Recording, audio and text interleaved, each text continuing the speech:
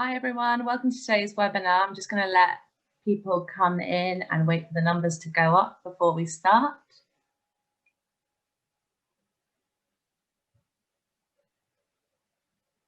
Oh, I see everyone coming in. Lovely, lovely to see you all.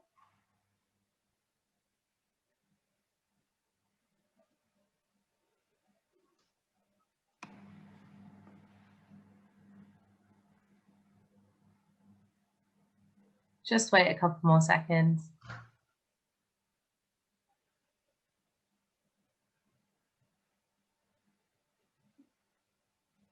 Okay, the numbers appear to have stabilized, so we'll start. So welcome everyone. Today we are Jones Chase. We're a specialist employment law firm. Thank you so much for your continued support with these webinars. Today is a very special themed one. If you've attended previous webinars, you're probably wondering why I'm speaking first. Katie and I have excitingly hijacked the spotlight today from our usual fantastic host Dean in the aid of a very special day which took place earlier this week. As you'll no doubt be aware, it was International Women's Day on Monday, and our webinar today is on this theme. Unfortunately, but maybe not surprisingly, we are not living in a world with gender equality yet, although we're all championing it. And this does translate to the workplace in the UK. Most of the sex discrimination, equal pay, flexible working, part-time working claims that we see as a firm are brought by women. And I think my colleagues will agree with me when I say that diversity and equality is crucial in the workplace, both for creating a happy place of work and ultimately encouraging productivity and profitability as well. So the point of International Women's Day is to celebrate women's achievements, to raise awareness against bias, and to take action for equality. As a firm, I think we're really good at supporting and celebrating women, and you've probably noted that from our demographic as of anyway. This is something that we really care about, and the topics that we've selected today hopefully reflect this for you. Hey everyone, so as Zainab has said, gender equality is a massive part of what we do on a daily basis. And although we unfortunately act on cases regularly and are fundamentally aware of the inequality still faced by many women, I know I'm still so surprised by the amount of blatant and horrifying treatment women are still subjected to in the workplace, and by the statistics and figures showing that the lack of gender parity and unequal treatment. I definitely take for granted how lucky I am to be working at Jones Chase with females at every level in our organisation. In fact, the majority of our organisation. Yeah, for those of you who aren't aware, we are employment lawyers. We act for a number of companies, from PLCs all the way through to startups, and we also act for individuals as well. We have a good success rate, well, we have a very high success rate, and we really hope that we look after the people that we represent. We're really happy to have you with us today, and we have a lot to get through. So Katie and I will stop banging on about International Women's Day and we'll crack on. So I'll start by introducing the team, and I'd like each member of the team to let us know the name of a woman who inspires them and why. So I'm going to start with myself. I'm Zainab. The person I've chosen, although very hard to pick just one, is Bernardine Evaristo, who is a female British author whose book Girl, Woman, Other won the Booker Prize in 2019, making her the first Black woman and the first British Black person to win this award. She's a long-standing advocate for inclusion of writers and artists of colour, and has set up really amazing projects to increase diversity in the arts. Next, we have my co-host, Catherine, who is a trainee solicitor at the firm. Who inspires you, Catherine? I've chosen as my inspiring woman the living legend Jane Fonda, who's an undeniably powerful woman, well known for her activism throughout her life and an ultimate feminist icon. Thank you, Catherine. And then we have Dean, managing partner. Who inspires you? Yeah, thanks very much, Zainab. My chosen inspirational female may not be that well known. Her name is Anne Ming, and sadly her daughter was murdered in 1989, and then she started a 17-year battle to get the killer convicted. And she's not legally trained, but most importantly, she didn't give up and actually ended up speaking in the House of Lords very eloquently, and pretty much single-handedly managed to get the €800 double jeopardy law overturned. And that was the law that meant that you couldn't get convicted, you couldn't get tried for the same crime twice. And so she successfully changed the law after 800 years of it being in place. Her daughter's killer was then convicted in 2006, 17 years later. And I just thought she's a truly exceptional human being. And there's a BBC documentary on this called Catching Britain's Killers, and she was in part 2 of that. Oh, amazing. She sounds incredible. And next we have Harriet, who's a senior associate at the firm. Who inspires you, Harriet?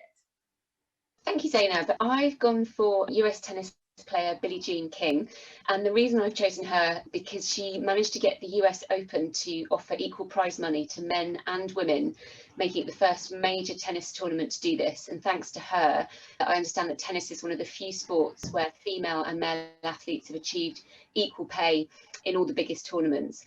And the thing I like about the story best is that there was a male tennis player who told her that a woman's place was in the kitchen and not on the tennis court. So she challenged him to a match, and she beat him in straight sets in front of a crowd of 30,000 and 50 million people on TV, thereby making her point quite amazingly. Yeah, Billie Jean King. Yeah, very cool. She is very cool.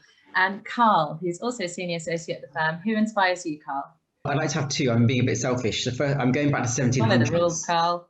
Yeah, so for me, the first one is Mary Wollstonecraft, who wrote A Vindication on the Rights of Women, and really espousing the importance of allowing women and men to be educated in the same way, access to the same information, same resources at the same moment in time. I think that's crucial. And then my second choice is Rosa Luxemburg, who in the early 1900s campaigned for better rights for workers and sort of socialist principles, and to unite workers against people who would take them into the war. And she got killed for her thoughts, for her at the time what were regarded as outspoken views, which by the standards of today, many of the things would be seen as fundamental rights we wouldn't want to depart from: minimum wage, health and safety legislation, etc.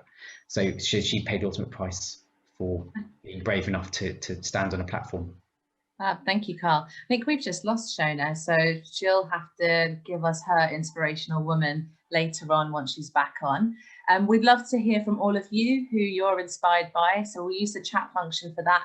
You can let us know who it is inspires you and why. We'll read them out throughout the webinar. Great. So I might have said this before, but if you'd like to ask questions during the webinar, please use the Q&A box. If you want to do this, it will be anonymous. If you don't mind your name being displayed, you can use the chat box. When using the chat box, please send your messages to all panned attendees, because we would like everyone to see the messages in the chat function, especially your top inspirational women. If you want to speak live, please write this into the Q&A or the chat box, and either myself or one of the others will unmute you. Please be aware that we are recording the webinar. This is to allow us to distribute the webinar to those that couldn't make it at this time. So please bear this in mind if you're asking questions or participating not in an anonymized basis. Our intention is to cover off topics in a practical as manner as possible. However, we are covering some complex issues, and it certainly isn't straightforward. So please do get in touch with us if you want to double check anything, and if you have any follow-up questions or issues that you'd like to discuss. We'd be delighted to have a chat. This is a very quick reminder. The information covered today is accurate as at 4 p.m. on the 11th of March 2021. Things are changing ever so quickly, so please drop us a line if you have any questions. And of course, we act for individuals too, and would love to assist any of your friends, family members and contacts who might be having a tough time at work. So please do feel free to pass on our details. Okay, so I think that's the main bit's done, and we're going to move on now with the content. So we're going to be covering 4 topics today, which would have been sent to you all with the invitation for today's webinar. The first topic is how to spot and remove glass ceilings and tackle equal pay issues within your workplace. Over to you, Dean. Okay, thanks. So I've obviously chosen a very narrow and easy topic for me to cover today. So I'll do my best to cover this in sort of 5 or 10 minutes. Yeah, so in the spirit of taking positive action to create a truly equal world, I wanted to speak to you all today about removing glass ceilings and secondly, removing the gender pay gap within an organisation if one exists. I'm sure that you're all aware what a glass ceiling is, but just in case that you don't, so a glass ceiling is a seemingly invisible barrier that prevents women typically from rising into more senior positions within an organisation. And similarly, the gender pay gap is the difference in the amount of money being paid to women and men for doing the same work, with women typically being paid less. And in this day and age, unfortunately, these two things are still very real issues. And just to reflect that, in terms of some stats, in the top FTSE 350 companies, 16 companies only have 1 female board member, which is quite shocking. Still, out of the 350 companies, only 39 have female chairs. there are only 17 female CEOs out of 350, and there are 76 female executive directors, which equates to 12.1% of all directors.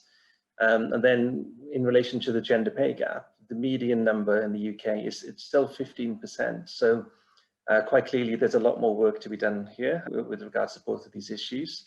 And very briefly, because this is meant to be a legal update, what does the law say about this? So firstly, for glass ceilings, we've got Section 39 of the Equality Act, which very broadly says that an employer must not discriminate against or victimize an employee in the way that it affords or doesn't afford the employee access to promotions or training, etc. And that's Section 39 once again. In relation to equal pay, we've got Section 66 of the Equality Act 2010, which implies a gender equality clause into the employment relationship. And equal pay relates to three types of analysis and working. The gender equality clause applies to like work, which is where men and women are doing broadly the same work, or the second one is work rated as equivalent by a job evaluation scheme. So the employer has to have a job evaluation scheme for that to apply. And then thirdly, the one that's most litigated is work of equal value, where there's two different jobs, but they should be considered to be of equal value, with women typically be paid less than the job typically occupied by men. Okay, so the law does offer some protection, and whilst we've moved on significantly from the 1970s, where men were openly paid more than women for doing a job, still a lot more needs to be done. And the killer question is, what can we do? And this is a huge and complex area, but I've boiled it down into 5 top tips. So firstly, in terms of glass ceilings, from all the research that I've carried out and from seminars that I've attended run by multiple global organizations, it's commonly understood that women are more hesitant to put themselves forward for promotions compared to men.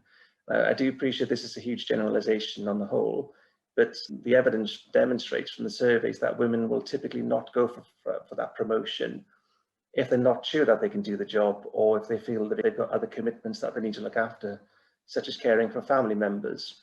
And of course, all of this has been amplified due to COVID, whereas men, on the other hand, would typically go for that promotion. And the reasons behind this are obviously complex, cultural, societal, and historical issues.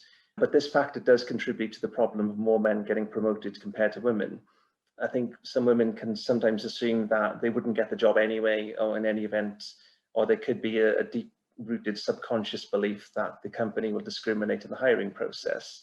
But of course, that may not be correct. And as a famous ice hockey player once said, you miss 100% of the shots that you don't take. So step one, once again, is if you're interested in a promotion of somebody else, that is, definitely go for it, take that positive step and put yourself up for that promotion, or encourage others to do so as well. So definitely take some positive action. Step 2, and the same thing applies with equal pay issues as well. Fixing things often begins with speaking up. And again, from these studies that I've looked at and the webinars that I've been on, it's commonly understood that women are, again, it's a generalization, but women are less likely to speak up about issues of concern to them in the workplace when compared to men. And historically, women have also not asked for as much help as men in the workplace. For example, we act for a number of female clients who, as I was discussing with Harry earlier today, who often return from maternity leave suffering from a considerable lack of confidence, and they don't feel that they're worthy of that pay rise or to be moved up to a higher pay band. And so if you believe this is happening to you, or if you know somebody that this is happening to and they're not getting paid fairly compared to male colleagues, then definitely do speak up about it, have the courage to do that, and silence can be the biggest blocker to advancement. Which leads me on to step 3, or point 3 out of the 5, which is to consider the issue on a company level. And each and every person within an organization can be instrumental in creating a truly inclusive working environment. And in relation to this, the ability to speak without repercussion, it really needs to be written into the very fabric of every organization out there for there to be meaningful change. And of course, this comes from the top down. So I do recommend employers having a speaking up policy in place, which is different to a whistleblowing policy. It's less formal and it's more informal, and you're more likely to get people coming forward to speak about things that are of concern to them. You could also have a drop-in HR clinic for one morning a month, for example, coupled with an open door policy to make it easy for people to speak up about things that are of concern to them. And of course, if people do speak up about something that they're worried about or they're not getting the right level of pay or that promotion. If things are fixed, then it can of course change that person's life, and in turn that will impact the lives of many others around them. You could also carry out an anonymous survey of your staff members and find out. I think most management believe it's easy for people to speak up, but that may not be the case in practice. So when I carry out a survey, it can be anonymized of your staff to find out how easy is it really for people to speak up and raise issues that are of concern to them, and how worried or fearful are they about any repercussions for doing so. It goes without saying that there's a huge benefit to the business if the right person does get that promotion or does get that pay rise and ends up staying with the business. So all of this can be dovetailed and coupled with a good equal opportunities policy too. Okay, so once you've done all of these things, you've got that policy in place as well. Step 4 is to monitor what's happening within the organization. In my experience, a lot of people speak about this, but they don't actually do it in practice. There's often a very haphazard approach to promotions and pay rises going on within organizations. It's often localized to individual managers and is based upon subjective thought processes. I've always liked the expression, if you can't measure it, then you can't improve it. So definitely do take steps to monitor who's getting promotions within the business, and also pay and bonus levels as well. There's actually a dedicated section to this in the Equality and Human Rights Commission's Statutory Code of Practice on the Equality Act, section 18, if anybody wants to look at that. The code is 350 pages long. It's on page 263 because I looked at it earlier today. But it's got some really good pointers in there about monitoring and the benefits of that. If you're in a smaller organization, don't worry, the monitoring process doesn't need to be complicated. It just needs to be done. It's just making a start with looking at the data and collecting it, and then where a gender disparity is spotted, which leads me very neatly onto step 5, which is then to take action. And there's no prescribed course of action to take in each case. Depending on what the problem is, there could be a different remedy and that needs to be done. But very broadly, do look at the decision-making processes for pay rises, bonus awards, promotions and recruitment, and then really dig down to find out what these decisions are actually based on. If you've got typically male managers who give the biggest bonuses to people that they go drinking pints of beer with down the pub on a Friday, clearly there's a right for a discrimination claim there as well. So you may want to take corrective action, speak to the managers concerned. You can also you can centralize decision-making for promotions, pay rises, bonuses, amounts as well. Also raise awareness within the organization. You can put quotas in place, have that speaking up policy as well. We're also big fans of equality training for senior management. Once again, culture comes very much from the top down. And sometimes as well, there's a lack of awareness. Some people may not realize that what they're doing isn't right. And so getting that training in place to the top of the business will then help to filter down. And then maybe the next time around, where there are promotions up for grabs or a salary review cycle, things will be dealt with differently. Too many points to go through here, but there are elements of the Equality Act that allow for positive action to be taken as well. Taking steps to remove discrimination isn't regarded as positive discrimination. There's no time to go into that today as well. But yeah, just taking steps to remove barriers. And then maybe just finally, one that's related to COVID as well, is if certain people aren't getting promoted, so if females aren't getting promoted to the really senior part of the organization, do a survey, ask them why. Ask people, why is it that you haven't put yourself forward for that promotion? What are the sort of invisible barriers that are stopping you from doing so? Is it to do with childcare? If so, can flexible arrangements be put in place to remove those invisible barriers that are stopping women rising higher up within the organisation? And just finally, above all else, just do take action rather than don't do anything, I think. So there's plenty to be done, because like I said, there still is a huge differential in men and women in the senior parts of organizations, and a very big gender pay gap to fill as well. So that's it for me. Thanks, Dean. That was really interesting and really good practical advice. Up next, we've got Harriet, who's going to be talking to us about whether COVID-19 has had a disproportionately worse effect on women and their jobs compared to men, and are more women out of work now. Thank you, Katie. Yeah, something a little bit more directly related to our current times and not necessarily good news, although I shall try and finish on some positive points. So when I was looking into this for the purposes of today, I found a report that was published last month that found that whilst obviously the lives and work of everyone has been affected by COVID-19, it does seem quite clear that jobs and livelihoods of mothers which also includes low income, BAME and disabled mothers, have been particularly adversely affected. And the findings of this report, I think, are also supported by statistics that were published just yesterday by the Office for National Statistics, which looks at the different effects on men and women in the UK from March last year to February. So there are some very recent statistics on this. And the ONS statistics also show that women have consistently reported significantly higher levels of anxiety than men in this period.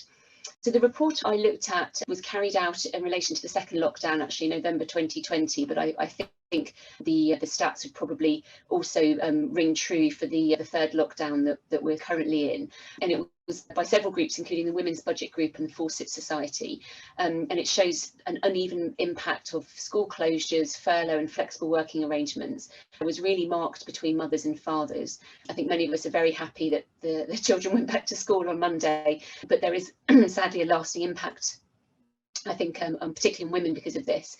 And I think it appears that COVID has made things worse for women, probably due to a mixture of pandemic restrictions, such as shutdown in particular female-dominated industries, so for example, retail, hospitality and the food industry, and also the more severe restrictions such as closed schools that really have shifted the burden of unpaid care to women.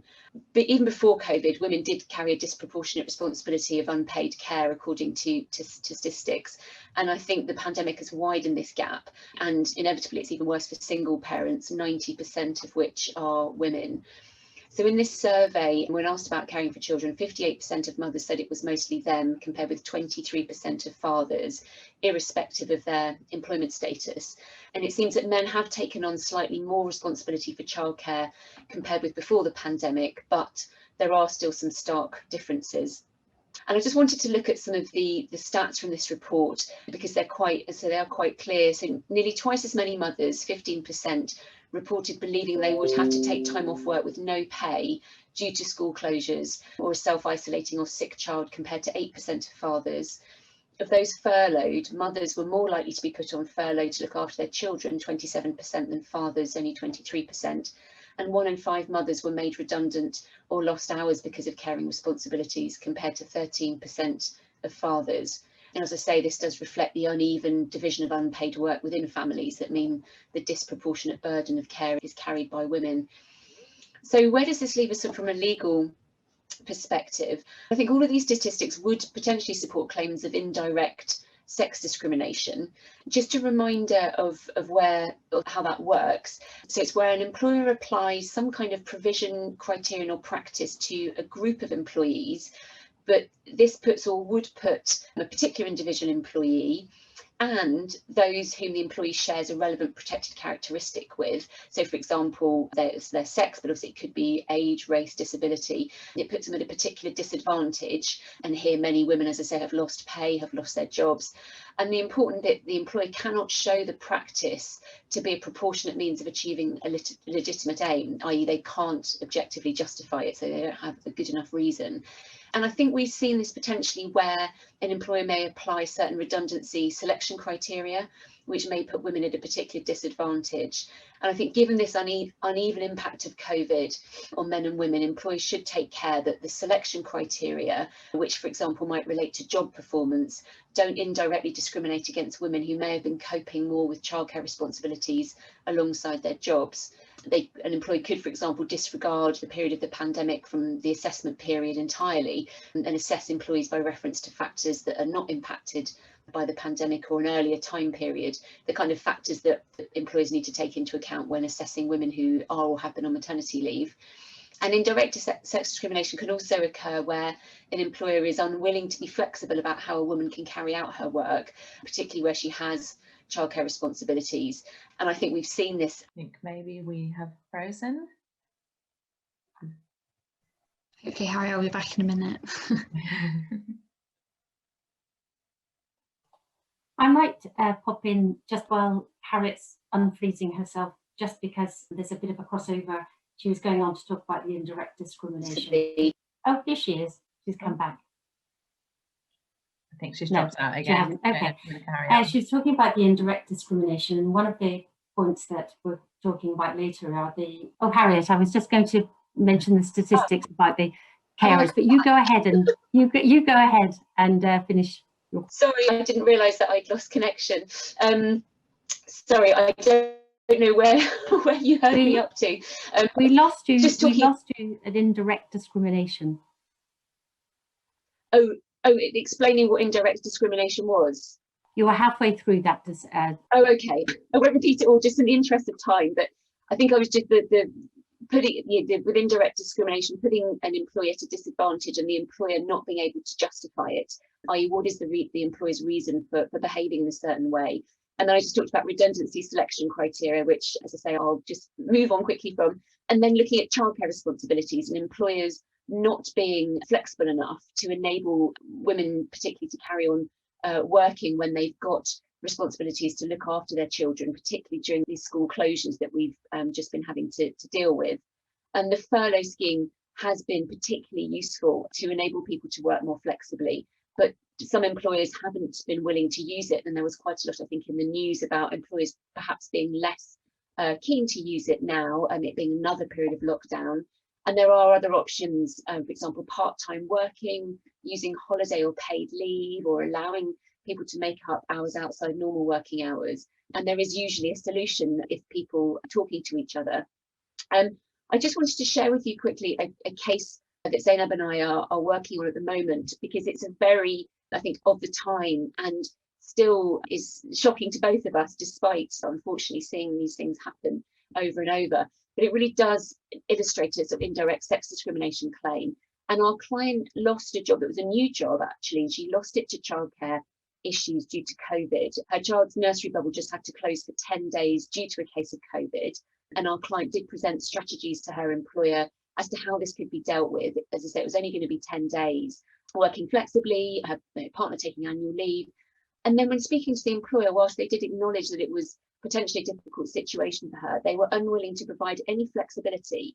And their position was quite simply that all staff were needed to be working 100%. They weren't a very large business, and they just couldn't accommodate this. And you put too much stress on the business, and you know, having young children at home in these circumstances just unfortunately didn't fit with their business. And you come back when you've sorted yourself out, and was dismissed with immediate effect.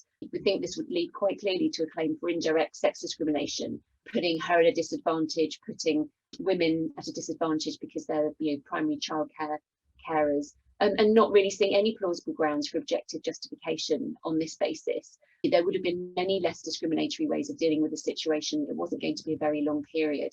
And I think it's something that employers need to be live to, because, as you probably know, damages for loss of earnings for discrimination claims are uncapped.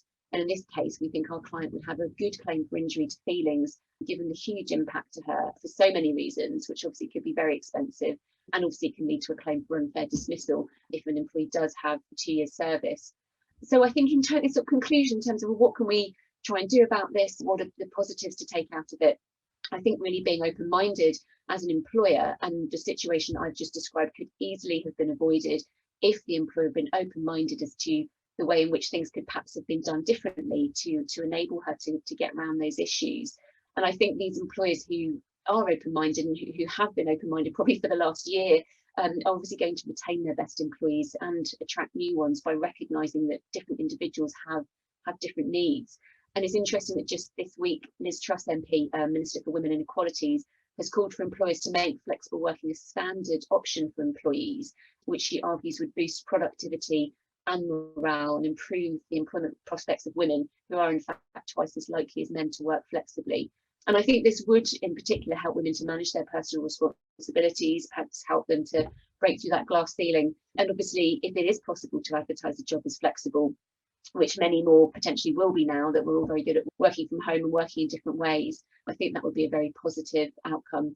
And also just to encourage open lines of communications with employees, so that if they do have any issues, they can discuss them and hopefully together result in a solution which doesn't mean that the woman has to lose her job, which sadly has been happening, I think, an awful lot during this pandemic. That's what I want to say. Sorry, I lost you halfway through. Thank you, Harriet, but a great comeback. So that's fine. We lost you. And not good news in respect of how women are being affected by COVID-19, but some great pointers there and what to do to potentially combat these issues. We have Shona next, who's going to be talking about part-time working discrimination and whether this is still a gender issue in 2021. But Shona, before you start, you disappeared when we were giving our inspirational woman. So I thought perhaps we could begin with that. And just a reminder to everyone who's listening today, we'd love to hear from you on who you're inspired by and why. So Shona, over to you. Yes, thank you. And sorry I disappeared. And thank you, Zainab. Thank you, Katie. I also just participated in Harriet's middle bit because we'd had a discussion over statistics and what statistics each of us were going to rely upon. So the inspirational woman, and thank you for asking, is Mary Robertson, who was the ex-Irish president, and she is now heavily involved in climate change. I like the fact that she's started off as the Irish president, didn't talk that much on climate change at that time, and then has gone on to bigger and better things.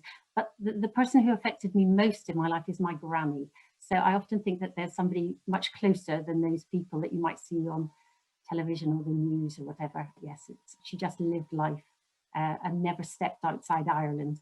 So you can have a great life and not step outside your postcode, which we all currently are doing, actually. It fits with lockdown. So I'm going to talk about the part-time workers' prevention of less favourable treatment regulations of 2020. And the clue is in the title. It's a claim that can be brought if you think you're being treated less favourably, and that's linked to part-time status. And on talking to Harriet earlier in the week, and she had referred to the Fawcett Society and a report by it.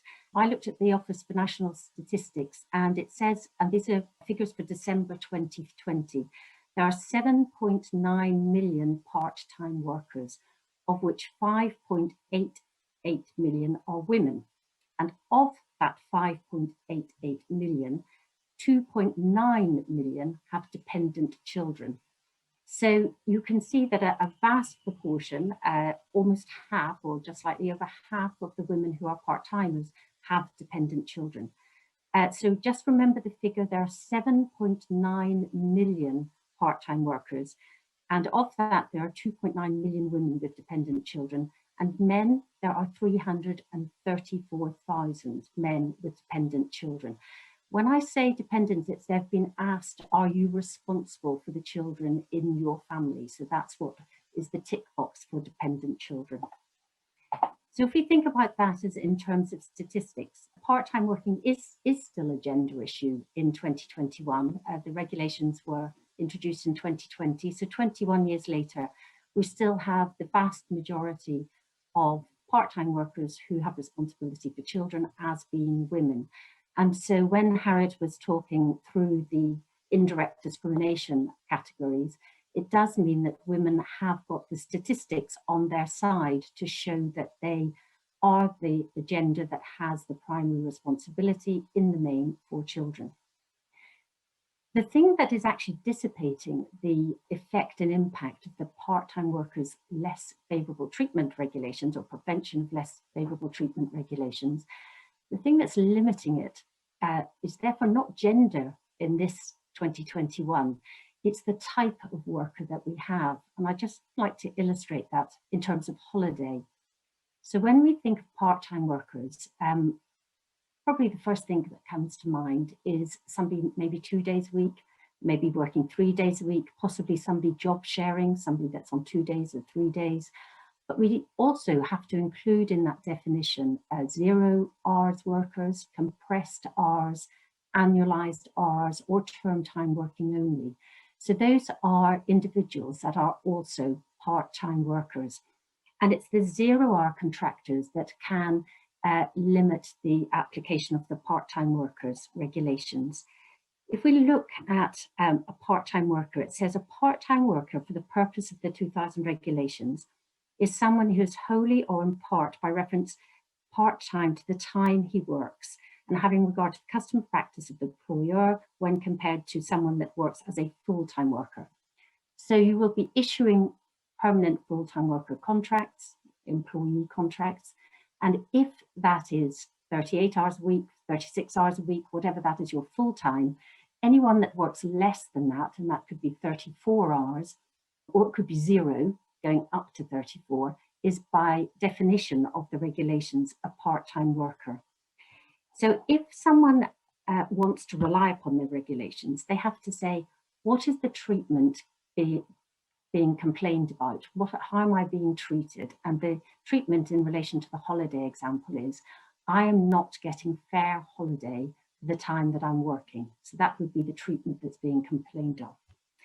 Is that treatment less favourable than comparable to a full-time worker? An individual could say, yes, it is less favourable than compared to a full-time worker, because if I'm full-time, I get as a minimum my 28 days statutory under the working time regulations. You may get more as a full-timer, but let's stick with the 28 days. So what's the treatment complained of? Holiday. Is the treatment less favourable than that of a comparable full-time worker? Yes, it is, because they get 28 days and I don't. If so, is that treatment less favourable on the ground that the worker is part-time? And if that's so, is it justified? And it's that third question, if so, is that treatment less favourable on the ground that the worker is part-time, where the range of part-time workers that we now have in society has limited the use of the regulations, because a part-time worker who is working 2 days a week will have their holiday prorated according to that 28 days. And therefore they will say, that's fine, I'm not treated less favourably because I'm being paid and I have holiday accrued at the rate at which I work. Whereas a 0 hours worker, because you cannot predict what they're going to work in a year, or because you cannot predict what they're going to work in this week or this month, you cannot then allocate holiday fairly at the outset, because you don't know what you don't know, how many hours they're going to work. But that 0 hours worker is not being treated less favourably because they're part-time, because the employer will be able to show, we have a part-time worker, what we call a recognised part-time worker, if you were to ask the man in the street what it is, a 2-day-a-weeker, who is not being treated less favourably, and therefore it's not by virtue of the part-time that they have less favourable treatment, it's for another reason. And the claim therefore falls at that hurdle. And the part of this talk is to just highlight the fact that we may have regulations that on the face of it, because if they're protecting part-time workers, but the law has not kept a pace with the variety of the type of worker that is now recognised in the UK at present, and which is being used by many employers. Just in terms of statistics, there are 100,000 0-hour workers who are registered with the National Office for National Statistics. There are probably far more, but that's who is known. There are 4.6 million part-time workers who work from home. There are 4.2 million who have a flexi-time contract, and there are 2 million on annualised hours. I did say this was the statistics at December 2020, and so that 4.6 million working from home could be distorted just because of lockdown, so it may not necessarily be working from home in itself. So I thought it was, well, I was interested in covering the point in terms of the law, and just to see how the law has been slightly dissipated because of our working ways. Thank you. Thank you, Shana. That's very interesting and informative, and lots of good statistics. So before we move on to our final piece, there's been a very thought-provoking question in the chat function. So Jack has said, in 2014, Facebook COO Sheryl Sandberg agreed to pay for an employee to have her eggs frozen when that women's insurers refused to cover the costs. Since then, the topic of egg freezing as a workplace benefit has gained traction. I wanted to ask the panel whether they believe this to be a sneaky trick to put women off from having children as avoiding distractions, or a movement towards freedom of choice. Are there any legal implications organisations should be made aware of in looking to set up such a scheme for its female employees? So I might give everyone the next 10 minutes to have a little think about that. And then last but not least, we'll move on to Carl, who's going to be discussing the judicial review challenge brought by Pregnant Then Screwed regarding the Self-Employment Income Support Scheme. Over to you, Carl. Thank you, Katie. Hello, everyone. Thanks for joining us. You poor things, quickly dial off now because this is a little bit tricky. Well, this is a claim that was brought in the Administrative Court of the Queen's Bench Division, the High Court, by a group known as Pregnant Then Screwed. Its formal name is the Motherhood Plan. And basically their challenge to Her Majesty's Treasury was on the basis of certain elements of the self-employed income support scheme that was designed in April 2020, and the month before that was rolled out on the 20th of April 2020, and it was designed to mirror certain aspects of the coronavirus job retention scheme. However, the recipients of money under the SEISS, which for shorthand I'll just call the scheme, are self-employed people, and one of the criteria for eligibility for a taxable grant under the scheme was that they had to submit have submitted a tax return, a self-assessment tax return, before the 23rd of April 2020, and that had to relate to what's known as a relevant tax year, and so that went back as early as 2016 to 2017. Obviously, if people weren't trading then and they were trading a bit later, they could still claim, but there was some controversy at the time because those who had recently left employment to become self-employed didn't have a full year tax return that had been submitted prior to the 23rd of April 2020, and therefore they weren't eligible for the scheme. But for the purposes of this challenge, the focus of challenge was on the basis that the way the scheme worked was that it took an average trading profits, ATP, average trading profits, over the 3-year period, 3 tax year period, and their argument was that for any woman who had been on maternity leave for any part of those 3-year periods, such in a situation which would result or had resulted in a reduction in the amount of earnings they otherwise would have earned had they not been on maternity leave, the taxable grant they got under the scheme was lower than it otherwise would have been because of their maternity absence. So this is not a case that was brought by an employee against an employee in the Employment Tribunal. This was brought in the administrative court. It's essentially challenging a decision of a public body in relation to how it's brought about rules or schemes or documents or decisions. And it would and you can bring such a claim on the basis of illegality, procedural impropriety, and a breach of legitimate expectation. And their claim rested on the basis that it was illegal to draft the scheme this way, bearing in mind Convention 14 of the European Convention on Human Rights, which predates the Equality Act 2010, although obviously it has its origins in the 1948 UN Declaration of Human Rights, as it was then. And Convention 14 says that there's a prohibition on discrimination. So the enjoyment of the other rights and freedoms set out in the European Convention on Human Rights has to be given without any discrimination taking place in relation to sex, race, colour, language, religion, political or other opinion, national or social origin, and association with national minorities, etc. And the list is not exhaustive, but they said, look, only women can give birth. They're in a unique situation that's been recognised in sort of conventional employment law cases. And therefore, it was discriminatory to draft a grant scheme in such a way as to disadvantage women simply because they've taken a period of time on maternity leave.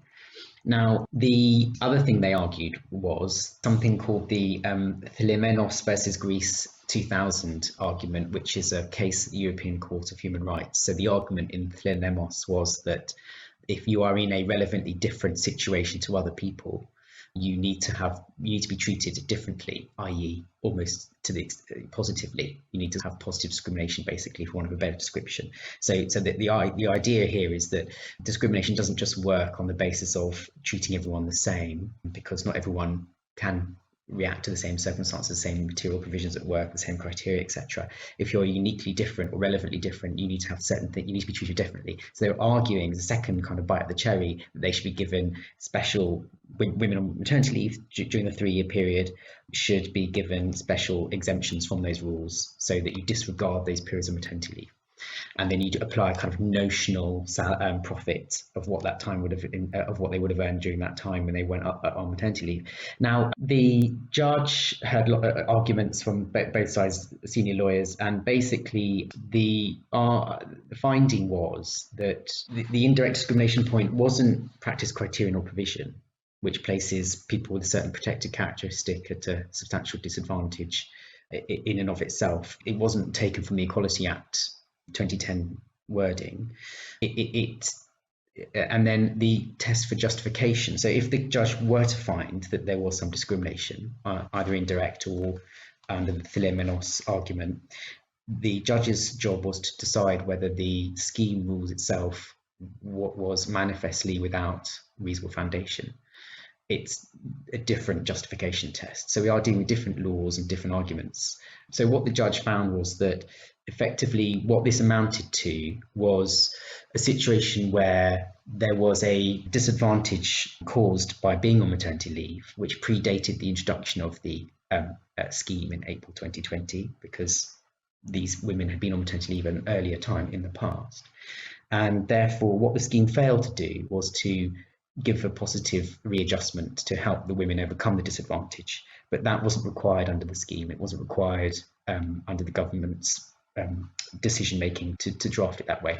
So the government had, the legislature had quite a wide appreciation of discretion to decide how to draft the scheme, what it includes, what it doesn't include, and that the court's role is just to make sure that in designing a scheme, it's not discriminatory, and if it held to be discriminatory, then is it justified or not? Basically, the judge found that there was no indirect discrimination, that there was no sort of measure, which was a hidden measure, which placed women made it difficult or impossible for women to claim under the scheme. Women were as eligible to claim under the scheme as men and other women who hadn't been on maternity leave, or men who had been off sick but hadn't been on maternity leave for obvious reasons.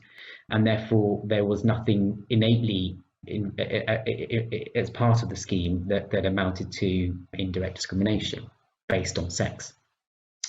They looked at an argument that was raised in the summer of last year in another judicial review case called the Adiatu case, which is where someone said, look, I'm an Uber driver and I'm from a BAME community and I'm a worker, I'm a Limb B worker, I'm not an employee, I'm not purely self-employed, I can't get statutory sick pay if I get coronavirus on one of my passengers who comes on board in my vehicle, because under the definition of employee under this Social Security Contributions Benefits Act, I'm not entitled to statutory sick pay, and therefore the government should amend the statutory sick pay rules to allow me to be entitled.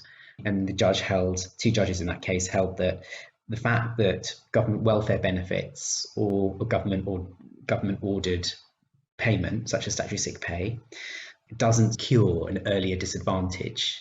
It is not enough to amount to discrimination claim.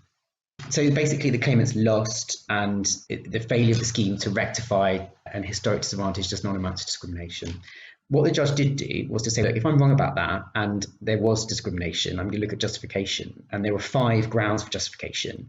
The purpose of the scheme was to provide financial help very swiftly to a large number of people. And the judge accepted the evidence of the Treasury that they just didn't have time to deal with accommodating sort of hard cases. So sort of people who were, small numbers of people who were disproportionately or negatively affected, and also that it needs to be delivered quickly, because if it wasn't delivered quickly, there could be lots of people with financial hardship, and they want to minimize the risk of fraud. The idea of the criterion of relying on previous submitted self-assessment forms meant that the HMRC already had the information to decide what the trading profits were for these various businesses over the relevant year period, so that they could then calculate how much they get, contact the person, say, here's the money we're going to pay you, what's your bank account, or we'll send it to your bank account.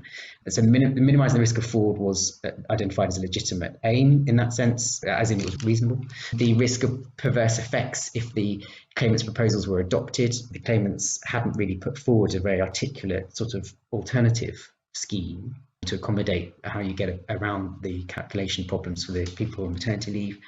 And value for money, the claimants' desired changes would cost more in terms of IT administration and human intervention. The evidence in the claim was that up to 65,000 women had taken maternity leave in the 3-year period prior to the introduction of the scheme, and therefore theoretically the HMRC would need to staff helplines, etc., to deal with bespoke evidence from them as to how long they're on maternity leave for and over what time frame. So essentially, yes, it's a different test to apply to the justification argument. It's easier for government to justify its decisions based on the manifestly without reasonable foundation test, rather than the test we see more commonly applied ourselves in the cases that we deal with in the employment tribunal, which is their legitimate aim and has the employer adopted appropriate and necessary means to achieve that aim. Different test. So basically they lost, and I listened to a blog post podcast by the founder of the Motherhood Plan, and she herself was sacked summarily from a charity several years ago when she announced that she was pregnant. So just that sort of chimes in with what we said at the beginning of this podcast, or this webinar, which is that there are many women who suffer really unfair and discriminatory treatment, really at a time when they're very vulnerable. So it's a shame they lost, but you can see with a hard analysis of the law why they did. But we'll see if they appeal it. Lovely. Thank you very much, Carl. That was really interesting. Now we're going to go back to this tricky question that Jack submitted. So the question, just as a reminder, was that the Facebook CEO has offered a benefit to allow egg freezing as a workplace benefit for women. And Jack is asking whether the panel thinks that this is a sneaky trick to put more women off having children and avoiding career distractions, or a movement towards legal choice. And if there's any, a movement towards freedom of choice, and if there are any legal implications with this. I think, first of all, I think it can be both. It can be a distraction and also be a movement towards freedom of choice. It's helpful for the company to keep someone for longer if they're planning on having children but haven't made the decision to have them right now, and also a nice benefit to offer. I don't know if others agree or if everyone else is falling on one side or the other on this. I think like all of these things, as you said, Zainab, I think it should be about a genuine choice, because there will be people who may not want to have children until later in life, and they may want to focus on their career, but equally there may be those who don't see why they shouldn't have both. And I think if we were in a truly, society that really did support women, the culture of the organisation would be such that a woman could have a child in their 20s or 30s and wouldn't need to stop their career.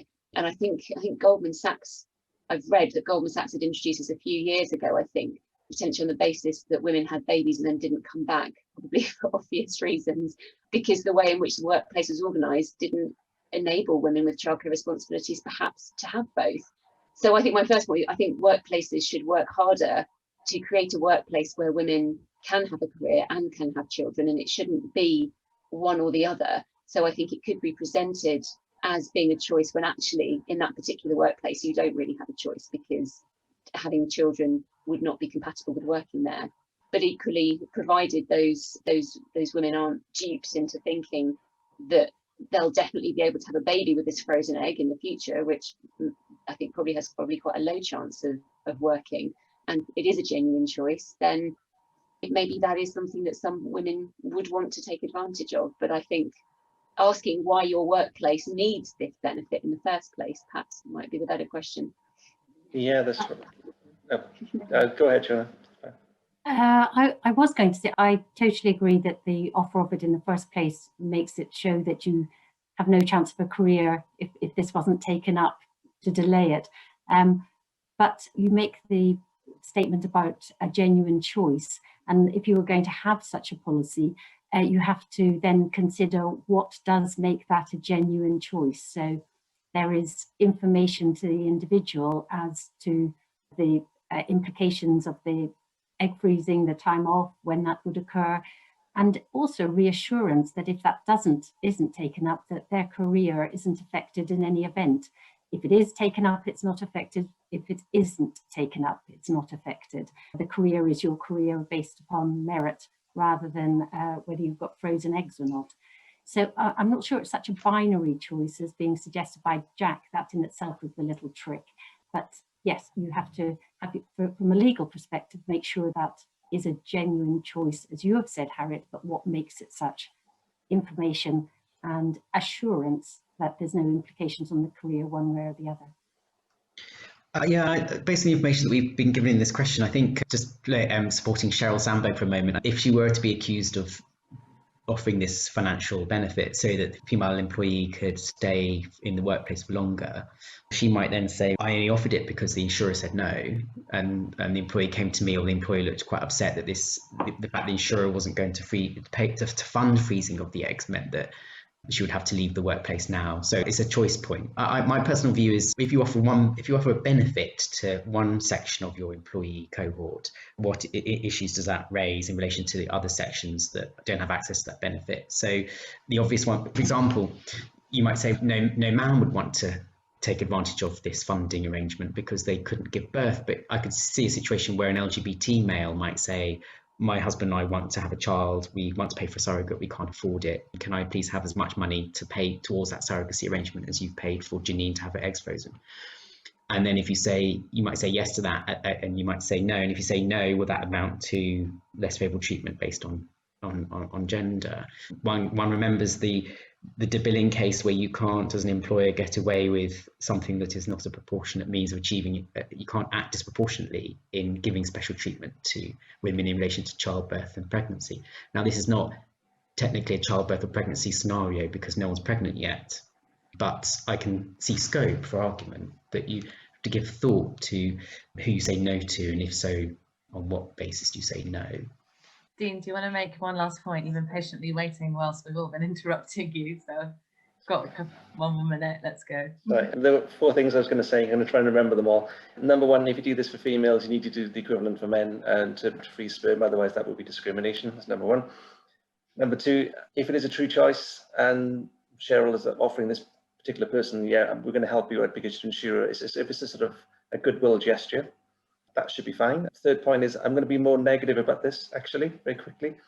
I think it's potentially very dangerous. I think, even, as Harriet said, you need to look at the culture of the organisation. Why is it necessary, or considered even vaguely necessary, to do this for the purpose to allow you to perform at the same level as men, for example? So the culture of the organisation needs to be looked at. And then I think the last point is that I think it's right for I haven't worked out exactly how the claims would be brought yet, but I think it's right for claims because 10 years down the line, when a female employee doesn't have a baby because the medical procedures don't, statistically, it's not, you don't get the best odds on freezing eggs and having babies in the future anyway. Claims could be brought, possibly harassment, maybe direct or indirect discrimination, saying I was put under pressure to delay having a family and now I can't have one. Because that was the culture of the organisation. They offered to pay, they encouraged me to freeze my eggs and to carry on working, and now I've suffered massively and will do so for the rest of my life as a consequence. So it depends on the circumstances. I'm more against it than for it, and I think you need to look at the culture first and fix the culture so it's not necessary. Thank you. Yeah, I agree. The fact somebody's gone to Sheryl Sandberg and said to ask for the payment for this, they've obviously felt that they were not able to have children at that time.